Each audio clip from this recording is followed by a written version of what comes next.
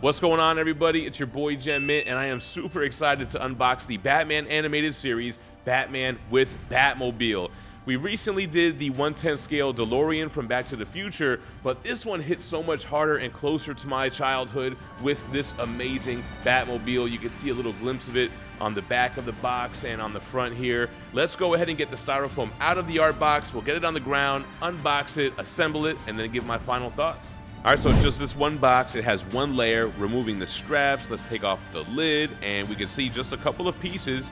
We'll remove the tissue paper, and there we go. Two bases, one car, and one Batman. Let's take a look at the bottom of the Batman base first. So Iron Studios, BTAS, you have the emblem on the front, and then you have a Batcave-inspired metal base, and one little key notch with a hole that we can peg Batman into. And speaking of Batman, here we go, 1/10 scale, the animated series. It's got that purple interior cape, the black cape and cowl, the iconic gray outfit with the yellow Batman emblem and the utility belt. It's ripped right out of the TV show, and I love the sculpt detail in the cape. You can feel the flow and the motion. Amazing job on the 1/10 scale Batman. And then we have the Batmobile base, which is enormous. Super wide base. We'll grab dimensions. Similar kind of Batcave inspired base. It's got like a dull metallic shine. You have a little bit of a detail there, kind of like a walkway. And then this enormous car.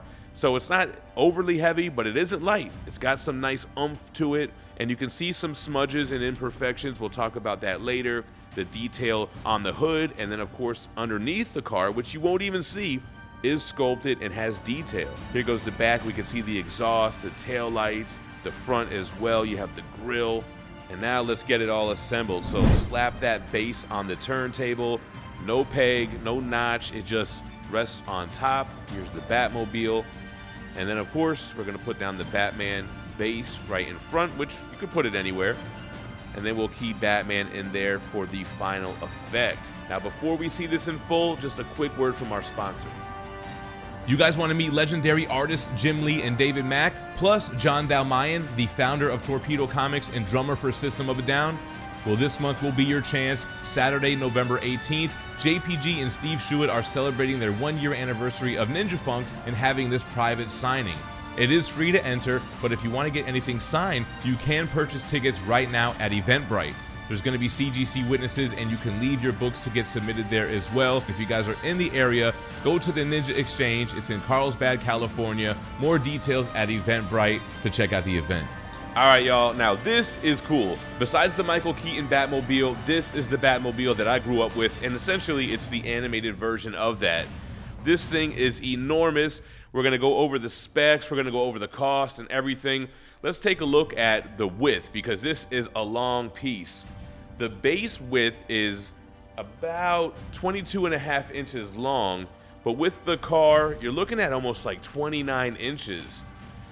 Now, the height, it's a pretty short piece. You're looking at about 6.5 to 7 inches. And then the depth is about 10 inches, which means this will fit in those bookcases over there, which is just what I had planned. Now, Batman himself, he stands about 9.5 inches tall. He's just under 4 inches in depth. And then the width with that cape is about 9 inches.